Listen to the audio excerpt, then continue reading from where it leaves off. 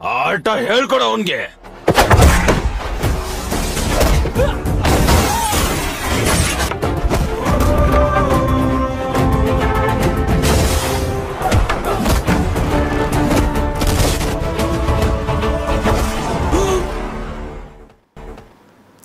Halo kawan-kawan, Assalamualaikum. Apa kabarnya nih? Semoga senantiasa kaya ya. Kayak ilmu, kayak rezeki, kayak kesehatan, dan keimanan. Hehe. Kembali lagi SLM TTV menemani aktivitas santai kalian semua. Kali ini SLM TTV akan bercerita tentang sebuah film berjudul Profesor.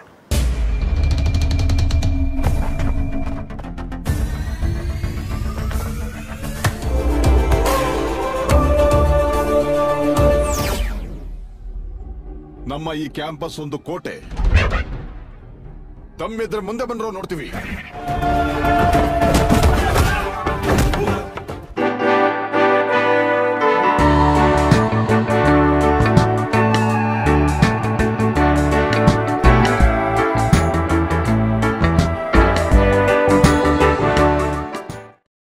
Di awal film diperlihatkan sebuah kehidupan kampus. Di sana terdapat dua kelompok utama mahasiswa yang saling berseteru. Kelompok pertama beranggotakan Roshan, Binu, Ashik, dan Divan. Mereka disebut Royal Warriors. Roshan adalah ketua kelompok mereka. Kelompok kedua diketuai oleh Gokul, beranggotakan Mahesh, Jitu, dan Samir. Mereka dikenal dengan nama Real Fighters. Suatu ketika, geng Real Fighters sedang bermain kriket di lapangan. Lalu tiba-tiba kelompok Royal Warrior datang merebut lapangan tersebut sehingga terjadi tawuran antara dua geng tersebut. Jitu terluka oleh Devan, kemudian tukang kantin yang sangat kompor bernama Manian menghasut teman-teman itu untuk membalas dendam. Akhirnya terjadilah pembalasan dendam dan tawuran kembali tak terhindarkan.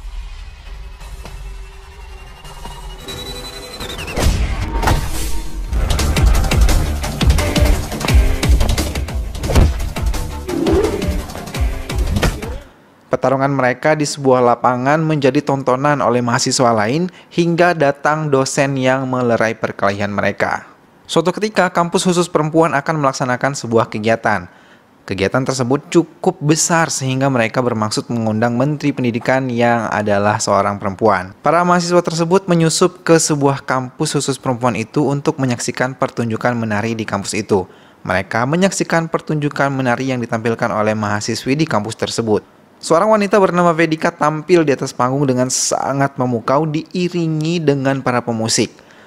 Salah satu pemusik tersebut adalah Krishna. Ia adalah salah satu anggota geng teman-teman dari Gokul. Usai tampil, Gokul dan Roshan menemui Vedika. Mereka memuji penampilan yang sangat memukau. Namun Vedika lebih tertarik pada Krishna, pemusik yang tadi mengiringinya menari. Kemudian saat bersama dengan teman-temannya, Vedika menjelaskan bahwa ia dan Krishna dulu terlibat sebuah permasalahan di masa lalu. Namun ternyata Krishna tidak menyimpan dendam dengan masalah tersebut. Kemudian Vedika datang menemui Krishna, meminta Krishna untuk mau tampil kembali bersamanya dalam sebuah acara, namun sayangnya Krishna menolak. Saat di kampus, Pak dosen memberitahu Krishna bahwa Vedika menyukainya.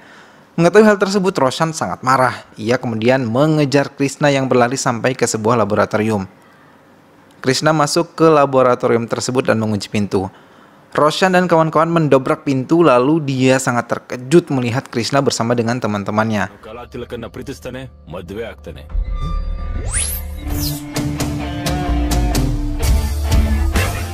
Kemudian saat bersama dengan teman-temannya, Krishna ditelepon oleh Vedika. Vedika mengatakan bahwa dia akan pergi ke suatu tempat pada jam 12 malam. Dan dia mau Krishna menemuinya. Lalu teman-teman geng Krishna mendukungnya dan meminta Krishna untuk menemui Vedika. Pada malam harinya mereka berpesta minum alkohol. Krishna tidak minum alkohol, tapi ia dijebak oleh Manian dan diberikan minuman yang dikatakan sebagai Sprite atau Sprite. Tapi sebenarnya minuman itu sudah dicampur dengan alkohol. Krishna kemudian meminjam motor temannya untuk berangkat menuju tempat janjiannya dengan Vedika. Manian telah menelpon polisi melaporkan bahwa akan ada pengendara mabuk yang melintas. Benar saja, saat melewati polisi, Krishna ditahan. Ia diperiksa oleh polisi bernama Rama, kemudian ia dibawa menggunakan mobil. Keesokan harinya, seorang tukang susu yang merupakan anak buah dari Manian menemukan mayat seorang perempuan yang berada di sekitar kampus. Ternyata perempuan tersebut adalah Vedika. Polisi pun datang melakukan penyelidikan. Vedika adalah seorang anak dari ketua partai di daerah tersebut. Setelah dilakukan penyelidikan mendalam, diketahui bahwa Vedika telah dibunuh, bahkan ia sempat diperkosa sebelumnya. Krishna dicurigai sebagai pelaku pembunuhan tersebut karena dia adalah orang yang terakhir kali dihubungi oleh Vedika sesaat sebelum dia meninggal. Walaupun malam itu Krishna dibawa ke polisi, namun ia dibebaskan pada pukul 3 dan kejadian meninggalnya Vedika diperkirakan pada pukul 4 ataupun pukul 5. Polisi berniat akan menangkap Krishna, kemudian teman-temannya berlari melindungi Krishna. Saat Krishna berlari menuju gudang, Roshan melihatnya lalu melaporkannya kepada polisi. Polisi pun mengejar Krishna sampai ke gudang. Kemudian polisi berhasil menemukan Krishna yang sedang sembunyi. Sekejap kemudian Krishna kabur dan berlari hingga ke loteng. Polisi terus mengejar Krishna dan mendatangkan pemadam kebakaran karena Krishna sudah berada di atas gedung dan siap-siap melompat. Lalu dengan sigap kepala polisi bernama Tekken menangkapnya dan mereka jatuh ke jaring-jaring yang sudah disiapkan di bawah. Krishna pun dibawa ke kantor polisi dan ia sedang diinterogasi. Kemudian ayah Vedika datang menemui polisi tersebut. Orang tua dari Krishna pun datang menyatakan bahwa Krishna tidak bersalah. Dosen Cherian yang merupakan ayah dari Roshan pun datang dan berkata kepada kedua orang tua Krishna bahwa ia akan mencari cara untuk mengurus kasus tersebut. Sementara di kantor polisi, mahasiswa berdemo untuk membebaskan Krishna. Di sana sudah ada media yang meliput keramaian tersebut. Kemudian polisi yang bernama Rama mengatakan bahwa Krishna telah bunuh diri di kantor polisi. Orang tua Krishna sangat terkejut, begitu juga dengan teman-teman Krishna. Polisi mengatakan bahwa kejadian bunuh diri tersebut tidak ada hubungannya dengan polisi. Teman-teman Krishna yang tidak terima bahwa Krishna telah mati membuat keributan di kantor polisi. Mereka pun kemudian bertarung dengan polisi, lalu Tekken datang mencoba untuk masuk dan melawan teman-teman Krishna. Setelah terjadi pertarungan sengit, Gokul berhasil memukul Tekken hingga ia sempoyongan. Di hari berikutnya, sebuah demo besar terjadi. Di saat itu, Tekken yang masih cedera digantikan oleh polisi wanita bernama Bhavani. Bhavani melakukan penyelidikan terhadap kasus tersebut. Ia memanggil para saksi. Bhavani juga memanggil polisi yang pertama kali menemukan Krishna bunuh diri. Kemudian para saksi ditanya kembali terkait kejadian yang sebenarnya terjadi pada malam itu. Tukang susu pun menceritakan bahwa ia tidak mengetahui apa-apa, tetapi bosnya lah yang mengetahui segalanya. Bosnya yang bernama Manian, si kompor itu pun bercerita bahwa di kampus ada 2 geng yang selalu bersiteru. Pada malam itu, Manian sengaja mencampur minuman Krishna dengan alkohol. Lalu anak buah Manian pun berkata bahwa Manian juga menelpon polisi agar polisi dapat mencegah Krishna di jalan. Polisi berdasarkan keterangan dari Manian berangkat ke kampus untuk menangkap Roshan. Akhirnya keributan terjadi di kampus. Roshan dan anak buahnya menolak untuk ditangkap. Mereka pun tawuran dengan polisi. Kemudian pasukan polisi dipimpin oleh Bhavani datang ke kampus. Bhavani pun beraksi memukuli para mahasiswa yang ada di sana. Lalu seseorang datang membawa mobil mewah. Ia bernama Edward Livingstone. Edward adalah dosen baru di kampus tersebut. Setelah dikenalkan, Edward mulai mengakrabkan diri dengan lingkungan kampus. Ia mengenalkan dirinya dengan rekan dosen lainnya. Kemudian saat berkenalan dengan dosen, terlihat bahwa Edward disukai oleh dosen cantik bernama Smita. Edward adalah dosen yang sangat karismatik dan juga berkarakter. Dia menjadi perbincangan di kampus tersebut. Ia pun akhirnya dipercaya untuk mengawasi asrama mahasiswa. Suatu malam dia datang ke kamar Roshan dan menemukan bahwa di sana terdapat asap yang berbau ganja. Kemudian Edward menemui dosen Cherian di kamarnya. Edward pun mengobrol bersama dengan Cherian tentang Roshan. Cherian adalah ayah kandung dari Roshan. Cherian menyebut bahwa ia tidak begitu akrab dengan anaknya tersebut. Sedangkan besok akan diadakan sidang terbuka membahas permasalahan pembunuhan dan kematian Krishna. Cherian berkata bahwa dia akan mengundurkan diri jika anaknya ditangkap oleh polisi. Kemudian pada saat sidang terbuka, polisi berniat untuk menangkap Roshan. Tetapi Edward mengajukan beberapa pertanyaan yang membuat polisi menjadi sedikit kebingungan. Lalu Edward menanyakan kembali pertanyaan-pertanyaan yang akhirnya membuat kedua geng sadar bahwa mereka semua adalah target dari penyelidikan polisi. Edward menjelaskan lagi bahwa Vedika kemungkinan tidak dibunuh di kampus, sehingga pelakunya berasal dari luar kampus. Pada bukti kejadian menunjukkan bahwa pelaku pembunuhan tersebut adalah orang luar. Kemudian setelah rapat, Edward mengumpulkan kedua geng di kantin. Dia berkata bahwa kasus ini hanya akan diselesaikan bersama-sama. Tidak ada lagi dua geng, yang ada hanyalah satu status, yaitu mahasiswa alias geng pelajar. Namun kedua geng tersebut menolak dan mereka pergi meninggalkan Edward. Sementara di tempat lain, ayah Vedika datang menemui Bhavani menanyakan perkembangan penyelidikan kasus pembunuhan anaknya. Bhavani pun menyebut bahwa ia tidak bisa masuk ke kampus karena pemerintah melarang penangkapan dari kampus. Bhavani meminta ayah Vedika untuk mengeluarkan para mahasiswa dari kampus agar dapat ditangkap. Kemudian keesokan harinya di kampus terjadi sebuah tawuran besar.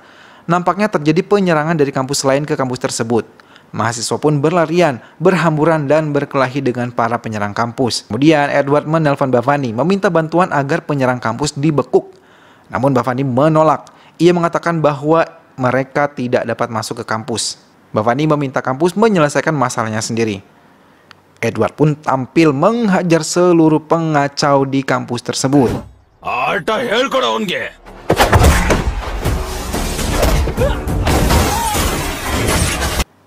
Kemudian Rosan dan teman-temannya pun datang ikut membantu dosen mereka itu.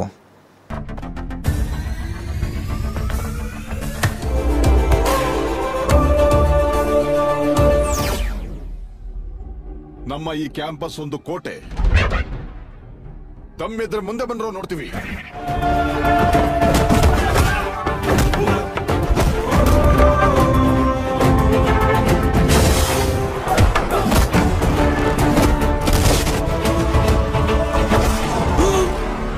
Lalu setelah semua dapat dikalahkan, mereka diusir dari lingkungan kampus. Mereka diletakkan di depan gerbang kampus. Edward lalu menelpon Bhavani memintanya agar dapat menjemput para penjahat tersebut di luar halaman kampus.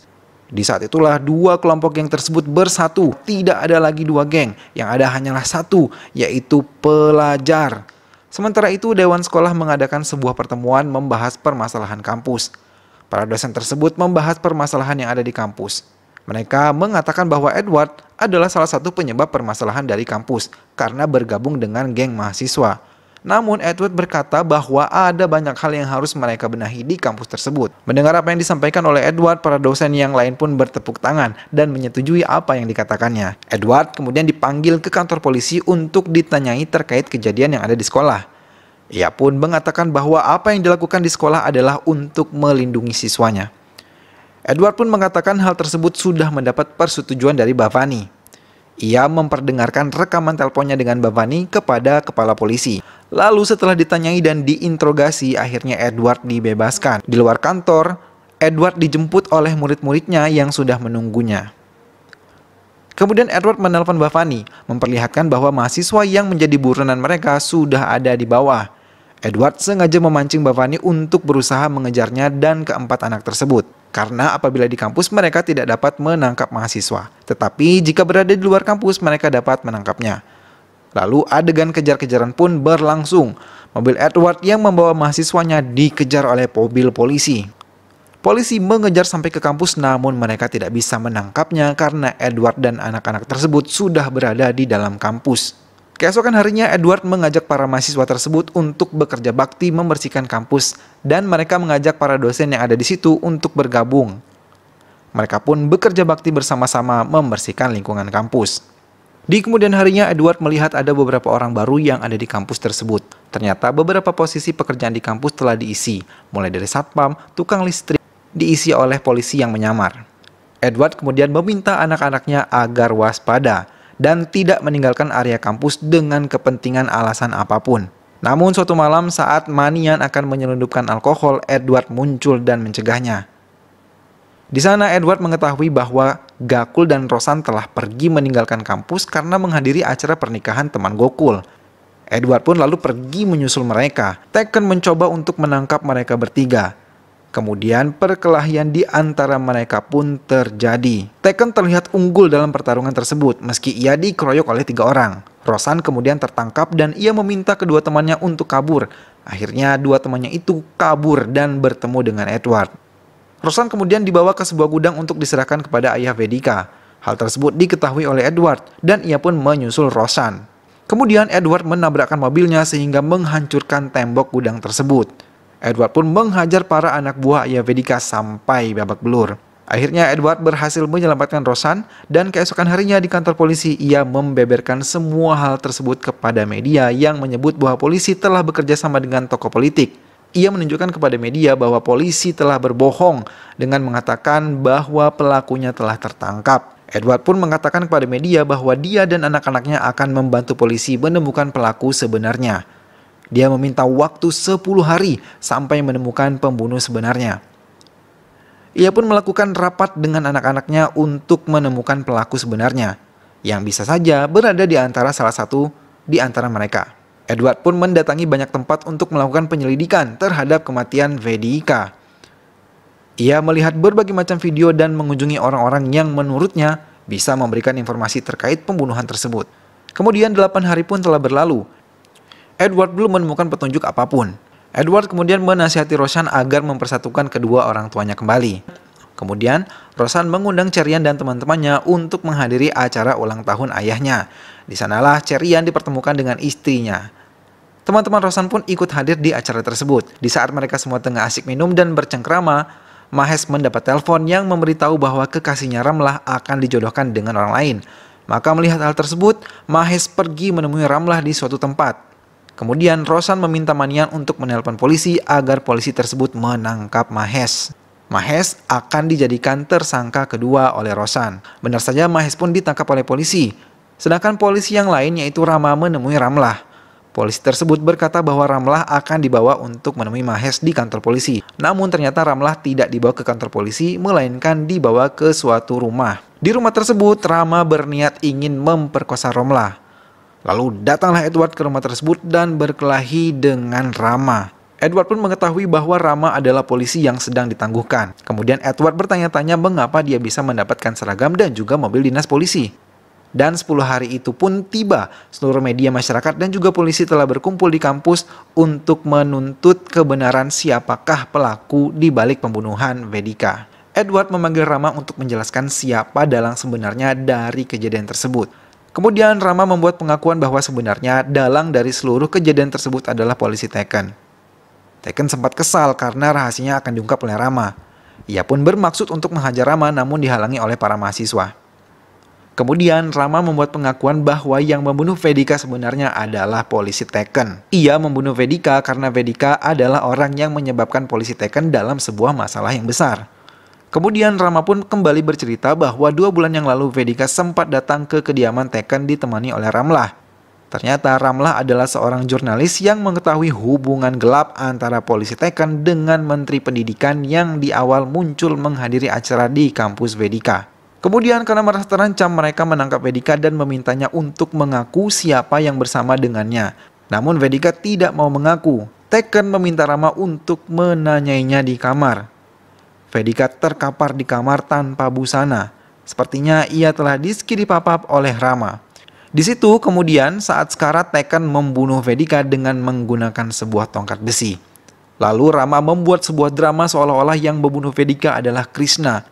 Krishna sudah mengetahui bahwa yang membunuh Vedika adalah polisi Taken. Taken pun kesal dan membuat seolah-olah Krishna mati bunuh diri, padahal yang melakukan itu adalah Rama atas perintah Taken. Mendengar pengakuan tersebut, semua orang yang ada di sana merasa sedih dan menangis. Kemudian tiba-tiba polisi Taken menembak Rama tepat di jantungnya. Keadaan pun menjadi kacau, semua orang berlarian. Taken pun kabur dan polisi yang lain mengejarnya. Taken berlari sampai ke loteng. Edward berhasil menyusulnya. Di sana Edward dan Taken berkelahi dengan sengit. Namun terlihat jelas bahwa pertarungan tersebut tidaklah imbang, yang akhirnya dimenangkan oleh Edward.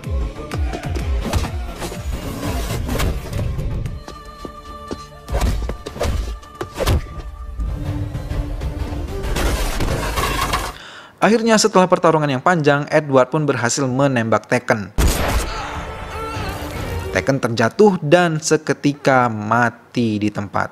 Scene pun berganti memperlihatkan demonstrasi mahasiswa di kantor polisi menuntut Edward untuk dibebaskan. Lalu Bhavani meminta mereka masuk dan menemui Edward yang ternyata Edward sebenarnya adalah seseorang yang tidak tahu apa-apa tentang kejadian tersebut. Akhirnya diketahui bahwa selama ini seseorang telah memakai identitas Edward Livingstone dan berpura-pura menjadi dosen di kampus untuk menyelidiki kasus pembunuhan tersebut.